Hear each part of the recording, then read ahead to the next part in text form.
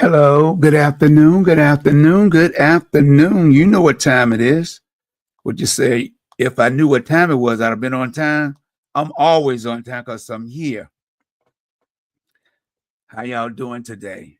I guess that everybody can hear me, and I want you to go ahead and hit that share button and invite some of your people over to the program today. I just want to get set up and let you know that, hey, it's a beautiful day. But the weatherman's saying tomorrow or after midnight tonight, it's going to be snow. So I just want to thank y'all and let you know that, hey, I appreciate you coming by, stopping by, and tuning in, my friend. Whenever you see me come on to bring some information and to share with you some of the things that I'm doing uh, on Facebook and trying to bring information to our community and let people be aware that it's not one individual, it's everybody in our community job to make sure that we can work together and come together and make things happen, not just for yourself and your family, but for the future generation. The future generation family.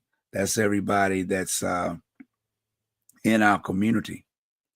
You know, we got to make sure that we realize that if somebody don't do the work, you might say, hey, well, I done did my job, I done did my thing, and I just want to relax now.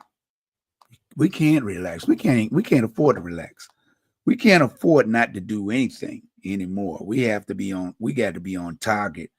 We got to be on board. We got to be engaged. Because if we're not engaged, who's gonna be engaged? Who's gonna be engaged when it comes to our future generation? Welcome to the show. Welcome to the show. And like I said, go ahead and invite some people over to the program because I don't like talking to myself. And if you could throw some thumbs up, I gotta, let you know, start throwing some thumbs up when you're on. So that help builds the algorithms of the program. And that lets people know that we're engaged and we're here. And when the algorithms pick that up, it also help people to come to the program and be part of the show. But what I try to do is inform those that I feel that are want to be engaged with the program and just highlight things that are going on and things that I'm trying to accomplish and the goals that I'm trying to achieve. Working in the community in 24 and 25 sometimes become difficult because of medical conditions and the things that we go through as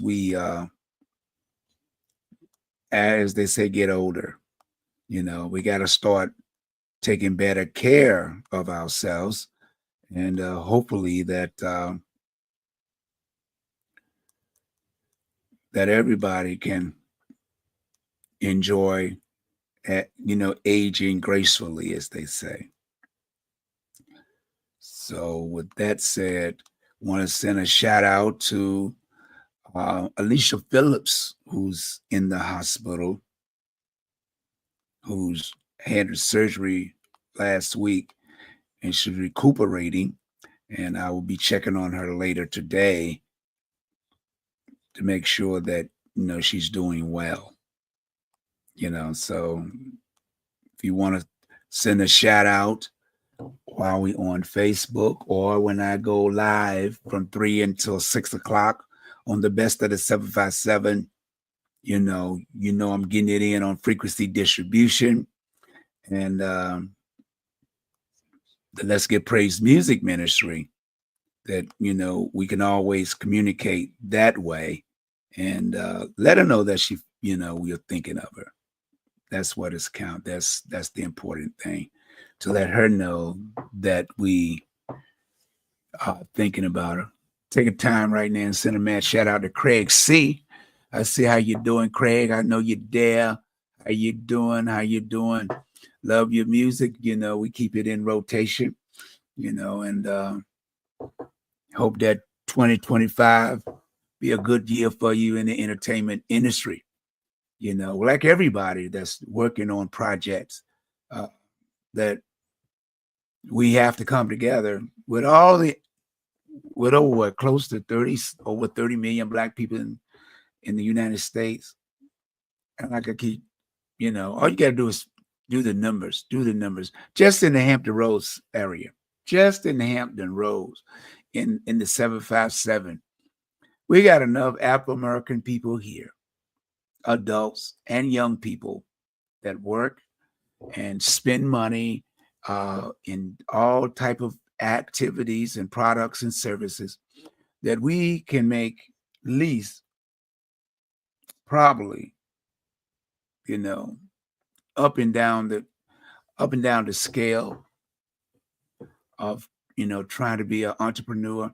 We can at least make probably 10 a month, $100,000 or more. $100,000, almost, at least probably 100 a month, just in the 757. If we came together and supported, you know, the minority businesses, the women and minority businesses, anybody that's trying to be an entrepreneur, you know, you don't have to go out and, you know, spend a bunch of money. You can pick in your field or on your page 5 people that you will support a week. So that gives you 20 different people to buy product from them. And that's like 240 people a month that you can support purchasing a product or service from them in our community. In our community. And we supporting everybody else. We supporting everybody else. But if you want to get respect, you got to support people that look like you, Black and brown. That's up and down the chain. Now you can't get around not buying from other groups. It's impossible because we don't have that many successful businesses. But what make a business successful is when people repeat business. If you're going to go to Burger King every day, yeah, Burger King is going to be a billionaire. If you go to 5 people in our community a week, or 1 a day a week, at least you will get them on the right track. And take 10 of your friends with you. Tell 10 of your friends. I was in the club business, and I was very, very successful in marketing and marketing and managing. And I put a lot of people to work because this is a military and college town. I had military people working. I had college students working that worked, and in 4 years they graduated and moved on to with their degree and their career. Military people that work for me at the establishments that I run. They also, when they got transferred or moved on, they went on to start their own businesses. We have to stop looking at each other with hate. The money that our youth spend in bullets and guns, riding through the community shooting, they can take that same money and open up a business. Same money and open up a business and do positive things in their neighborhood and in their lives. When I was a teenager, I think I was about 12 or 13, I carried newspapers. I had over 110 or 120 houses I delivered newspapers to every day, every morning, and maybe less on the weekend. It depended on how many times people want the paper delivered. Some might say, I just want Monday, the weekend, Saturday, Sunday, and Monday. Not every day to the week. So it fluctuated. I also started selling cologne from Blair products. And one of the products that I would sell was honeysuckle perfume. Hey, I don't know nothing about perfume. I'm just trying to make a bag. You know, the ladies, that my mom knew, my mom and my aunts, they purchased it. The thing is, being an entrepreneur is you got to believe in yourself. You got to believe. After I got about 17 or 18, it was hard when I was coming up to get a job.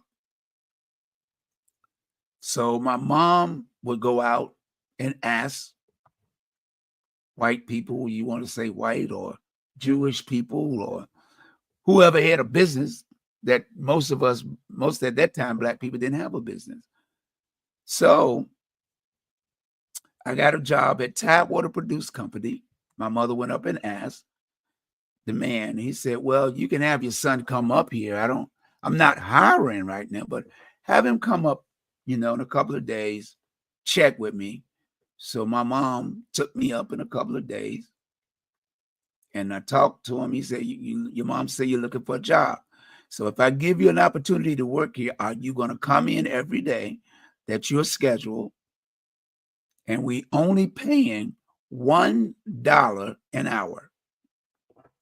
Hey, $1 back then, you could do a lot in the 70s.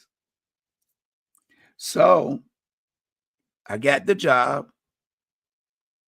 and I started there. And when I went in, I began to, I like to learn stuff. So I'm learning everything I can on that job. I learned how to pack produce. I learned how to catch produce. I learned how to put orders together and put them in the walk-in box to be delivered on by the trucks.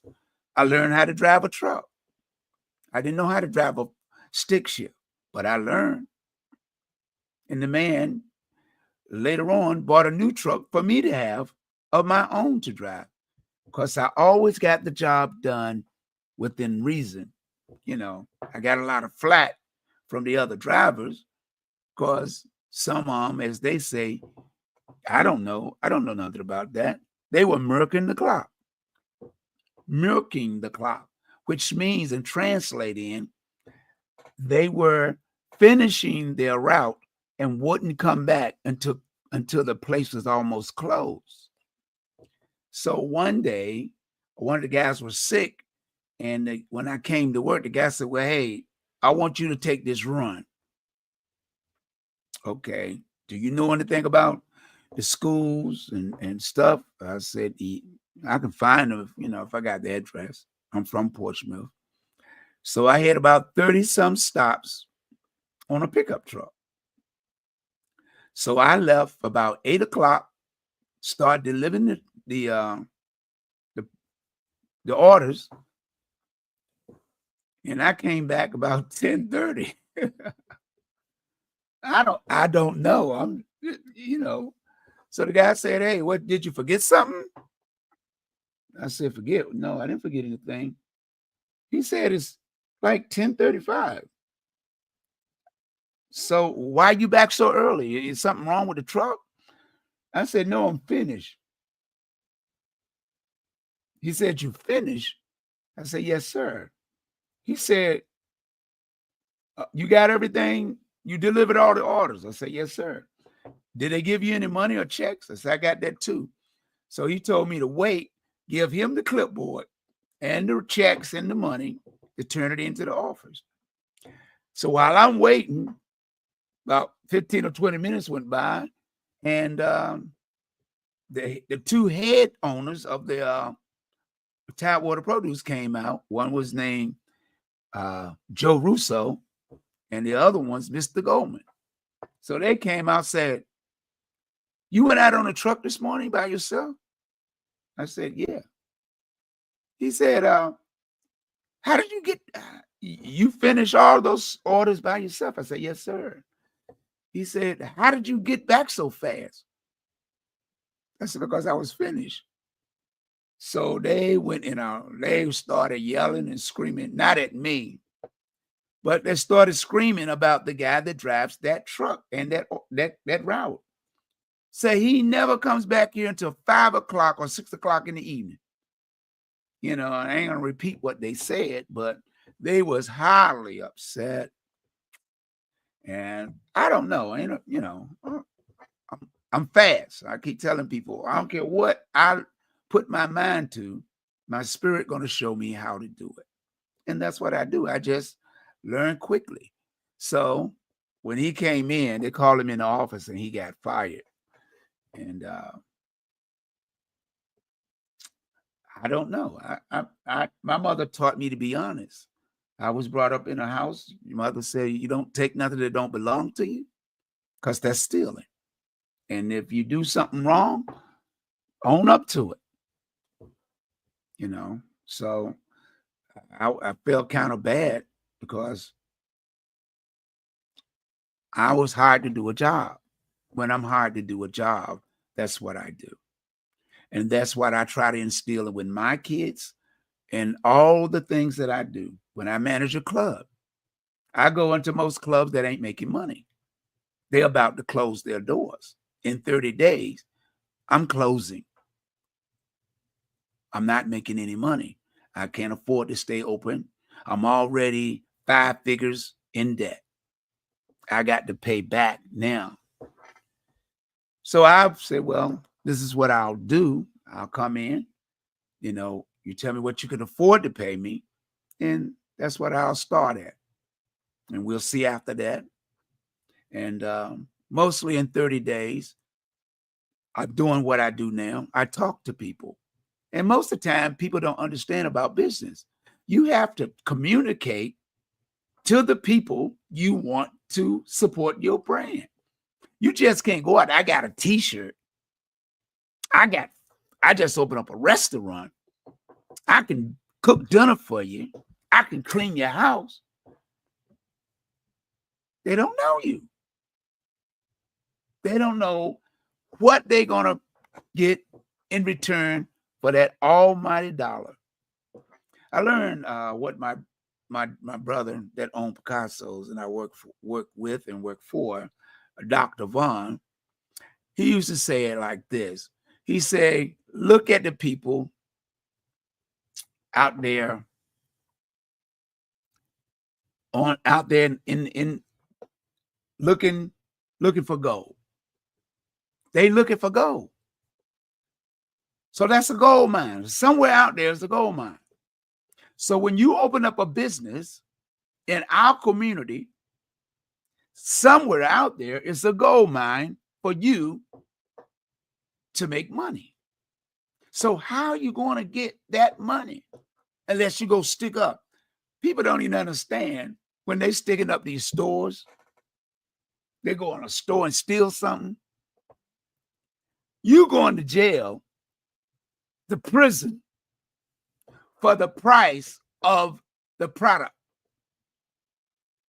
First, you have to educate your young kids and yourself. If you go steal something right now, if you go in this store, 7-Eleven, a clothing store, the price tag on any garment, say, let's say $30 or $50. Okay? You're going to jail for that price on the tag. So let me break it down to you. So when buying products and services, there's another fee. So when you go into Walmart or you go in the clothing store, you go into 7-Eleven, you see one price. So if you get caught, you going to jail for the price on the ticket, not what it costs for them to purchase it, not for it to be delivered from the warehouse or the person that makes the product.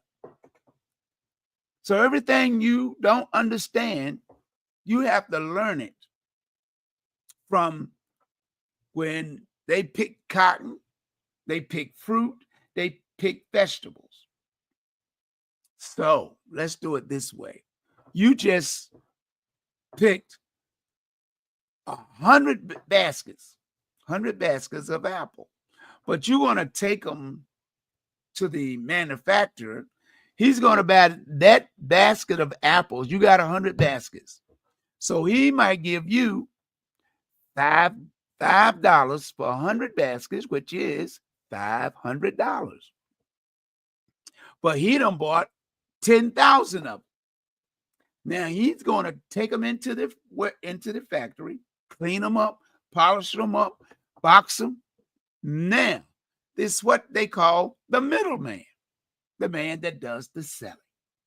So the salesperson from there is going to call a distributor saying, well, I got 10,000 boxes. And it's okay. If you buy X number of boxes, if you buy the whole 10,000, I'll let you have those 10,000 of boxes for, say, $10. But now he done made $100,000. So now that moves down the line to another distributor that bought those. Now he's going to triple that money. And then when it gets to the warehouse, they're going to put another price. So like when you go in the grocery store, do you know most of these big supermarkets, do you know how many products they got in there? They got over 10 to 20,000 products in there. So when you go pick up that sales paper and it says, oh, this is for sale, this is a discount, you're looking at that paper and you don't realize you only got about 20 or 30 items on that sales paper in different sections or departments in the grocery store. So you say, well, you get this is on sale this week. I'm going to let you have it for 99 cents. Okay? But where's the 99-cent sale at? All the way in the back of the store. Where's your eggs at? Where's your milk at when you go in the store? It's in the back. So when you go way in the back, you just pass over 800 to 900 items that's not on sale. That's not on sale. So you say, well, I came in here for this one item that was on sale, but you walked out the store with 10 items that weren't on sale.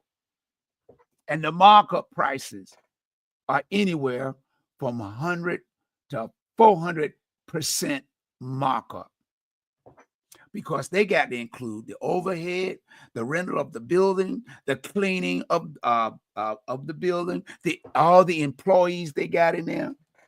How do you think they stay open? How do you think they make millions of dollars? Because somebody is passing the buck. That's what it's called. Pass the buck. But just imagine, again, if we pass the buck in our community, you got a business and you got to put in the cost of the product,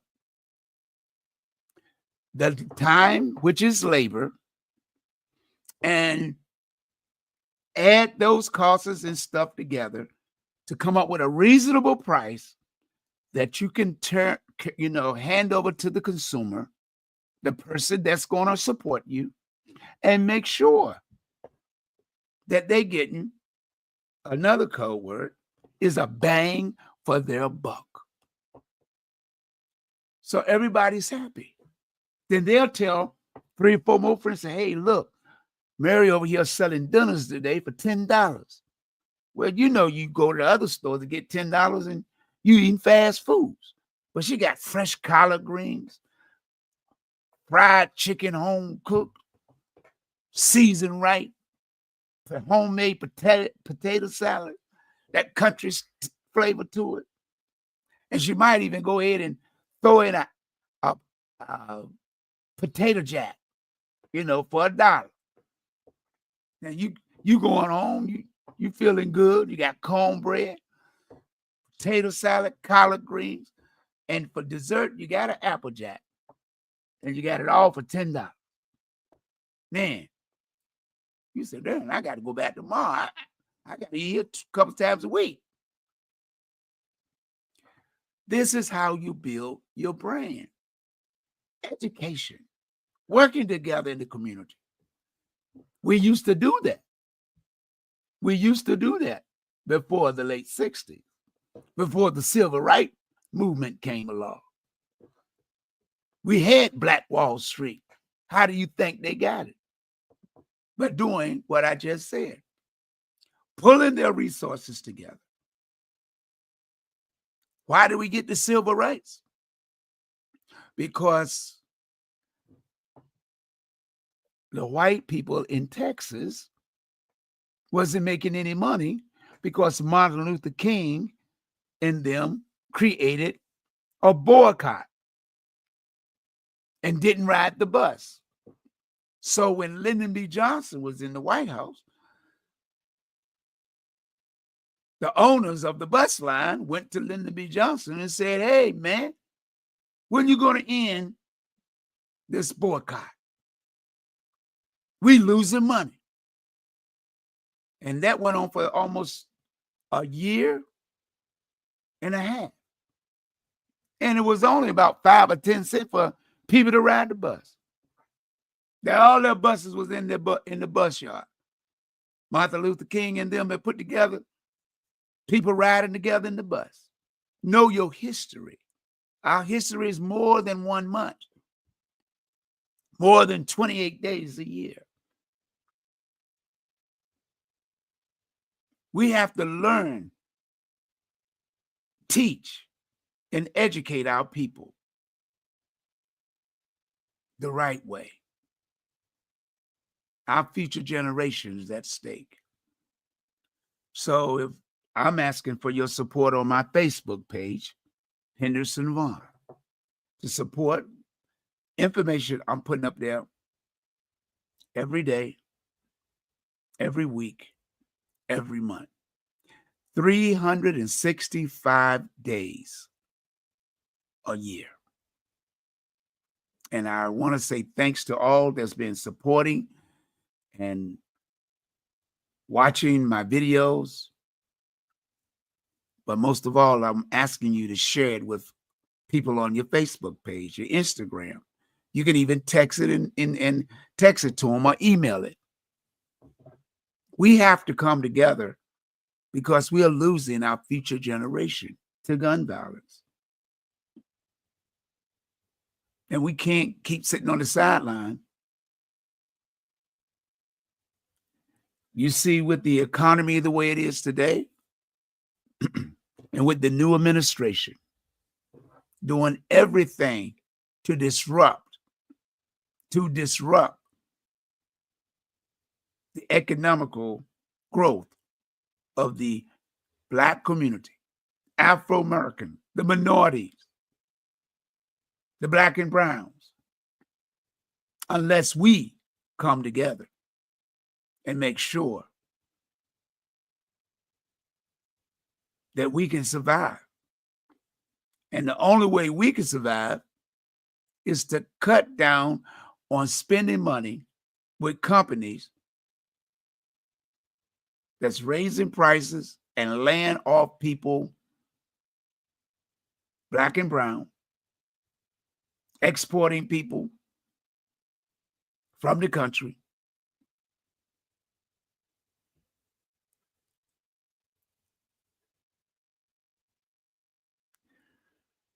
Our ancestors worked for over 400 years free labor. This is how this country became the most rich and powerful country on the face of the planet. Don't get it twisted. Don't let them keep feeding you lip service saying that we broke. The United States is the most richest country on the planet. If we weren't, then why everybody coming here? If we weren't, why is everybody coming across the border and don't know what to expect? Why is everybody wants to be president? In the Senate, in the Congress.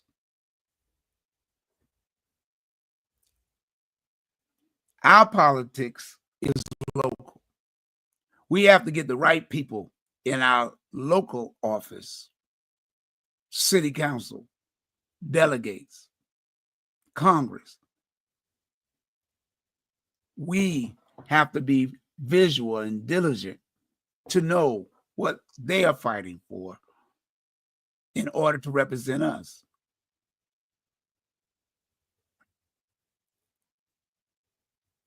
The policies of the city and the state affect us more than the federal government.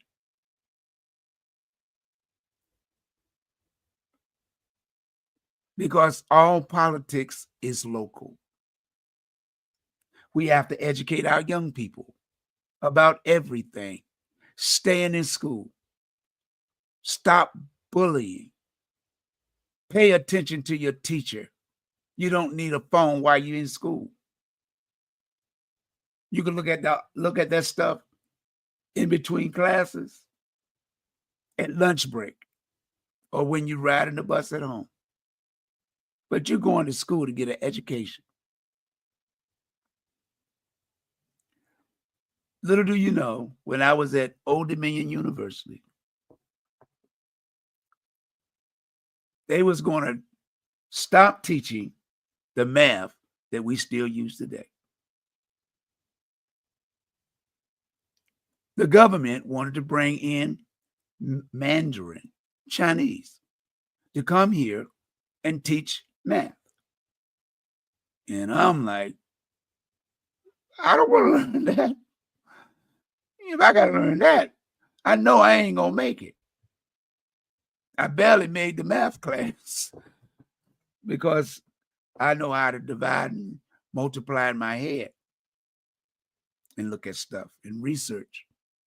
But when it comes down for us to learn that math, I'm like, who's going to go in the bank with a spreadsheet like that? Circles here, circles there, circles in the middle. I'm like, this ain't working. So it didn't work. So they never changed the math that we use from elementary up to high school. But what I'm saying is this: we all have an obligation to try to educate our young people and ourselves to changes. Now we are in an era that everything is changing all at once. All at once, things are changing. It is up to us to be visual, because these changes are going to affect your kids, their kids, our grandkids, and our great-great-great-grandkids for years to come. If we don't contact our representatives at the state capitol, at Congress, at the White House,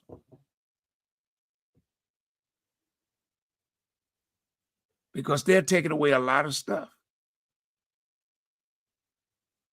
And those things will affect your bottom line.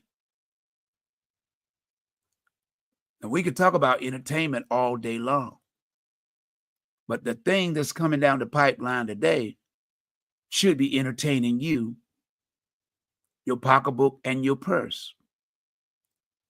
The things that's going to affect your children at home. The things that's going to affect your kids right today is going to affect you in a way, will you be able to survive? They are cutting things. They're taking away services and products.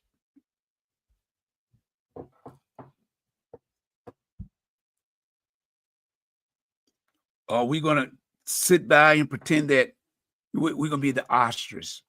We're going to put our head, bury our head in the sand.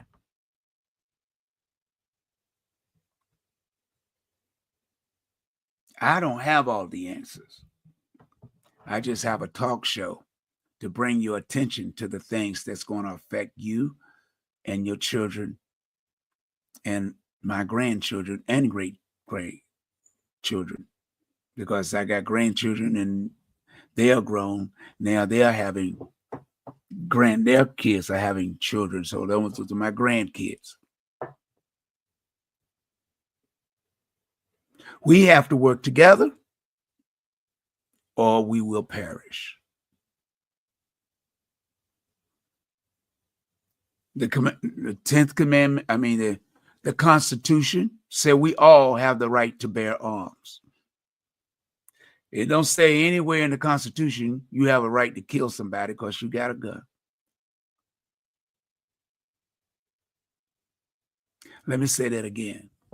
The Constitution says we have a right to bear arms, but it don't say we have a right to take another human's life, regardless of what race, creed, or color they are.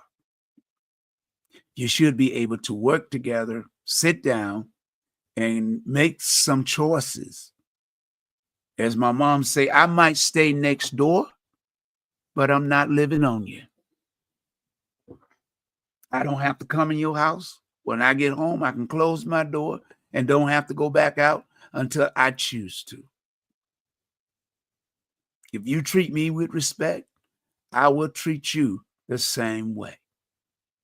And if that don't work, I don't have to be bothered.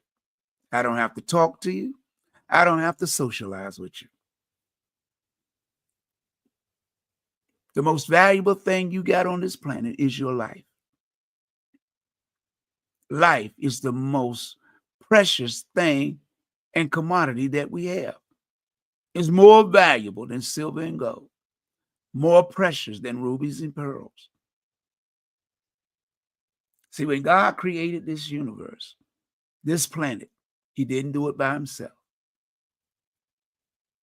Read the book. It's in Proverbs. He was never alone. He could just speak it and it's done. But he was never alone.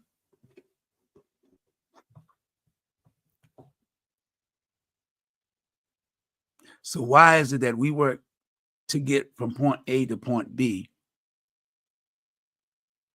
and not work together? You got to have common ground. If you know more than 10 people and you can't get 2 to 3 of them to work with you and support you in what you're trying to do, they really ain't your friends. Those are your associates, because friends help you out. Friends will say, hey, I ain't got much, but I can do a little something, something. It's always been hard for me to take help from anybody. I feel that I'm able to work and take care of my own responsibilities.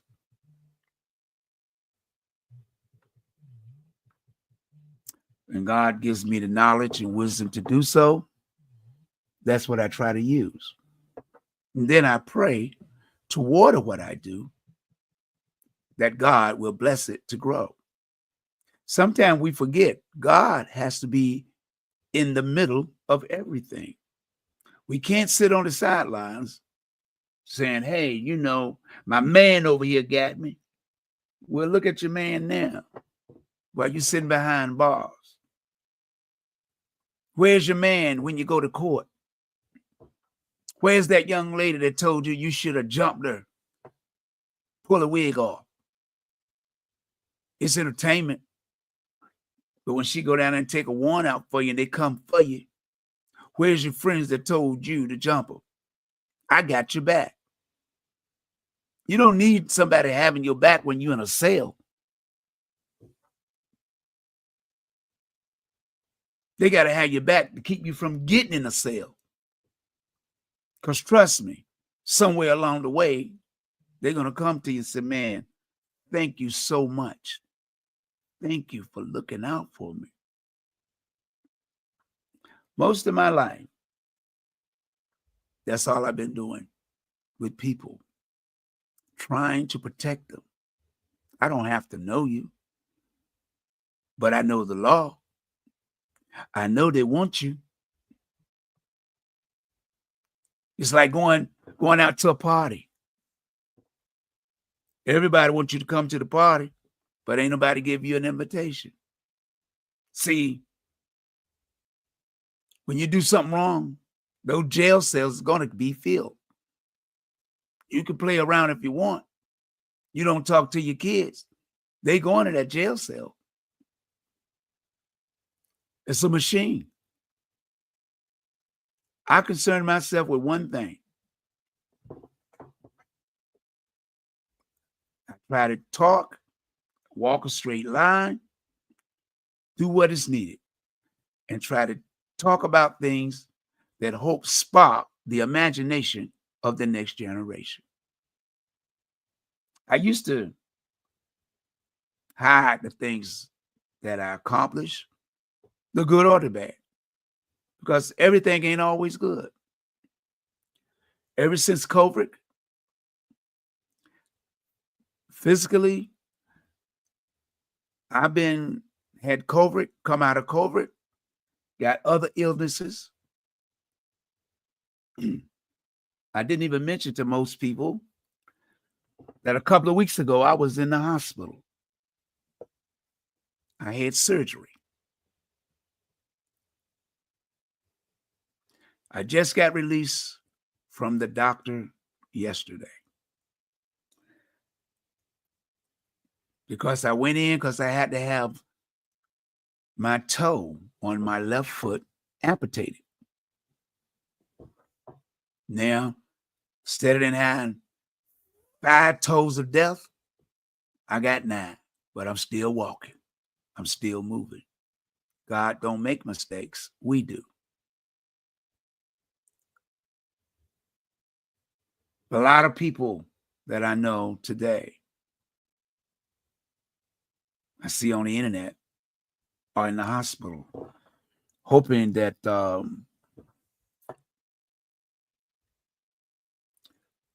Alicia Phillips, who is the author of The Brutality of the Third Eye, I'm going to call her again. I didn't get a message from her daughter, or they didn't answer the phone when I called to see how she's doing. Also, Lucius Bennett had his picture on Facebook saying he too was in the hospital.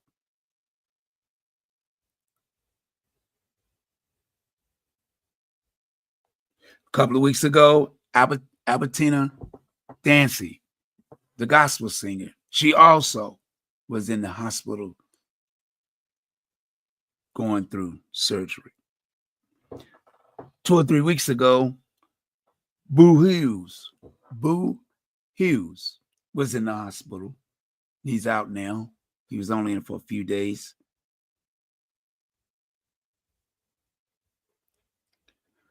So many people.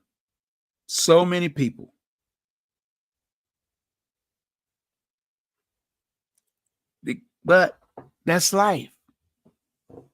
That's life. We all go through problems and situations. But see, when I look at things that I go through or problems that I face, that's God's way of saying, don't forget to tell the people what I've done for you. Don't forget to tell them who brought you through. We go through things because we are human. Our body is only a vessel that allow us to move around on this planet. But sometimes we fail to realize, to mention that God brought us out of the darkness into the light.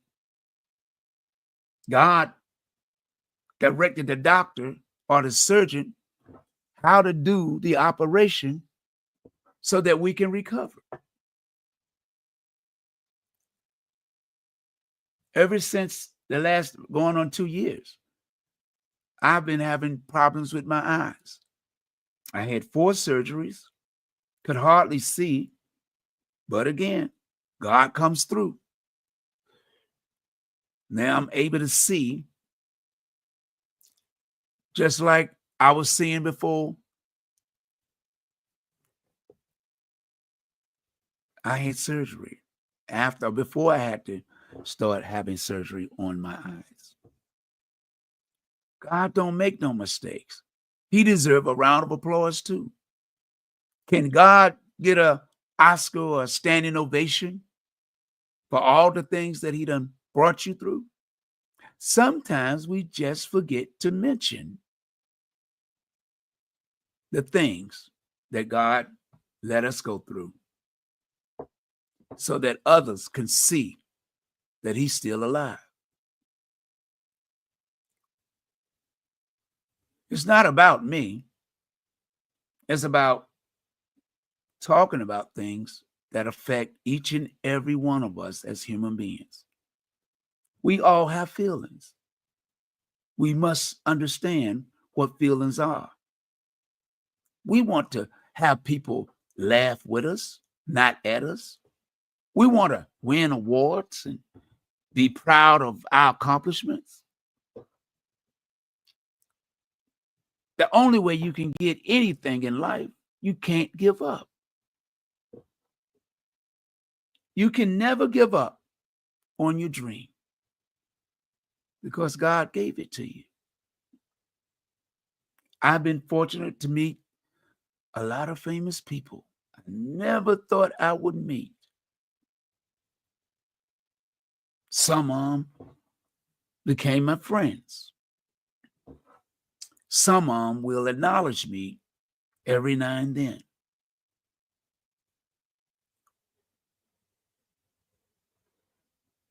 Helping people is a hard thing to do because sometimes you try to help people and they want to abuse you. Those are the ones you have to pray for. And you have to sometimes move on without them. We have to learn to respect one another. We have to be genuine in the things that we want to do and accomplish.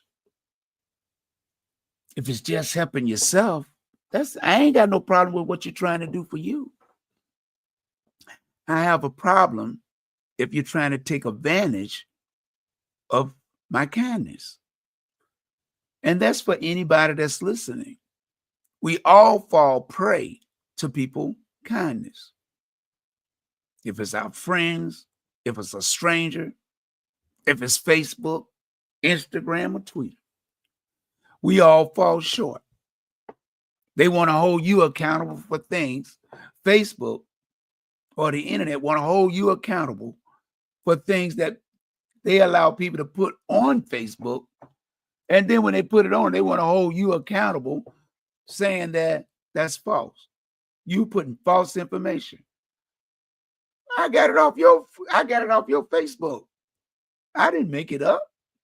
How did it get up there? You allowed it. We have to be visual in everything that we do and try to accomplish. I read somewhere in scripture, no man is an island unto himself. We all fall short of grace. That's why we have to pray every single day. That's why I do what I do. But I just want to run a couple of videos to you because that's what I started doing as well. Take a moment and listen and watch. And I want people who are in here who are not black to understand that as well. Because 12 years, 12 steps, the 12-step process to your miseducation. 12-step process to not value who you are. 12-step process to not believe you're anything worthy. Right? Let's think about this real quick. Let's name 5 black historical figures outside of Dr. King, Malcolm X, Rosa Parks, Harriet Tubman, Frederick Douglass. Think about that in your head. For most people, that's the fave 5. For most people, that's the only 5. Reflect on that. There were hundreds of people working with Dr. King. Hundreds. Rosa Parks, hundreds of people. Rosa Parks wasn't even the first person to not get up out of her seat, and she'll be the first one to tell you that. Rosa Parks had been organizing for 20 years prior and 50 years after. She didn't pass away in 2005, I think. That happened in 1955. So many more people. Okay, now, another question.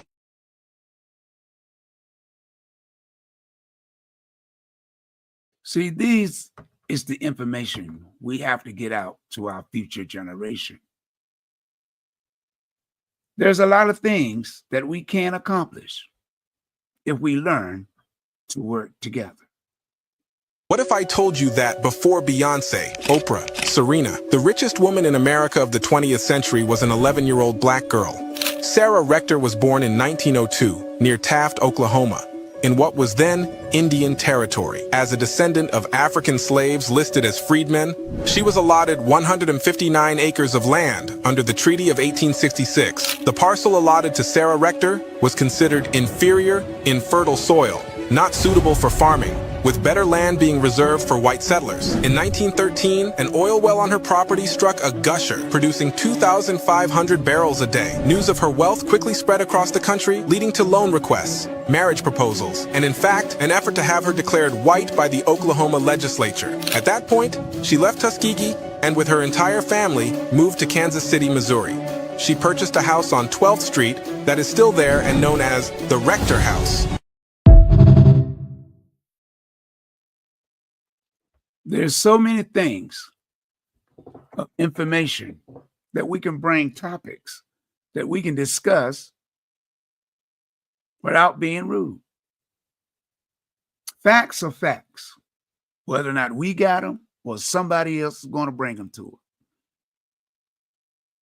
We have to educate ourselves and our future generation, and help our future young people to do the best they can. They can't do it alone. This is Alexander Vaughn. He's my son. He's a comedian, and amongst other things. But I've been playing his clips on the Best of the 757, doing my frequency distribution show, Monday through Fridays, little clips that he works diligently to put them together to harness his gift in storytelling as a comedian. I hope you like this one. Bro, Drake must be punching the wall right now, bro. There's no way. Kendrick Lamar winning Song of the Year feels like cyberbullying at this point. You realize Drake has released an album, maybe 2 albums each year since 2020 and did not drop a single project this year? Like, that's insane. The Song of the Year was calling you out for being a pedophile. There was executives, there were people voting on Song of the Year, and it was like, the song about Drake being called a pedophile, that song heat right there, bro. That song heat. I still can't imagine we gonna have a Super Bowl where you gonna have teens, adults, grandmas, and little kids singing your song, calling you a pedophile, and you just gotta sit there and take it? Am I wrong to say that Kendrick Lamar got like the best diss track of all time? What other diss track in history won a Grammy for Song of the Year? That's diabolical. That gotta hurt, bro. I can't even sit here and say that doesn't hurt. That gotta hurt. I'ma do my stuff. Why you trolling like a bitch? Ain't you tired? Trying to strike a chord and it's probably A minor. I hope you tune in today from 3 to 5, where I'll be playing on WVDM from 3 to 5 excerpts like this of the comedy of Alex, the comic Vaughn, Alexander Vaughn. And I'm trying to get him to come on the talk show so you can get more familiar with what he's doing and the things that he's doing and how he's trying to improve his talent, and all the other things that he's involved in. But what's important is that he's not just my child. If you listen to my radio show from 3 to 5, I play a lot of the 757 artists so that you can get familiar and hopefully support their music. A person can't move from point A to point B unless the community get behind them. And every artist I play, you may not like them. Maybe you can buy it from iTunes, get them a little music card and purchase 4 or 5 songs that I play on my show and give it to someone else that's hoping to be a rapper or a singer or entertainer. It's all entertainment. What I'm doing now, I'm talking, but it's entertainment. That's what it's labeled as. Anything that we take 5 or more minutes of our time, we're entertaining people. We entertain people like 35 to 40% of our time on a daily basis. We holding conversations about things we shouldn't be talking about. Talking about politics. We're talking about religion. We're talking about how beautiful the young lady was, how fine that man was, and he don't belong to you. We talk about so many different things, but not willing to support people in your own community. You see what Kendrick Lamar done? Halftime, 133 million people tune in to halftime. You know the president was mad. He left.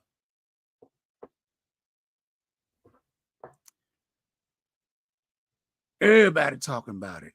It's the worst Super Bowl halftime I done seen. Why? Because it was educating people on how this country made money off the backs of your ancestors and off of you, paying you low wages, don't want to pay you enough money to take care of your family. But as I get ready to close, don't forget to join me at 3 on WVDM or go to the App Store and download the app. I will appreciate it. I'm just trying to build a brand that somebody will enjoy and appreciate. We got a lot of local artists. If you've been watching The Voice, last night, a guy from Hampton is now on the John Legend team. And I'm looking that he might win The Voice this year. Great voice. Well, gotta run. I'll see you at 3 or hear you at 3. Call in, get a request. Until next time, this has been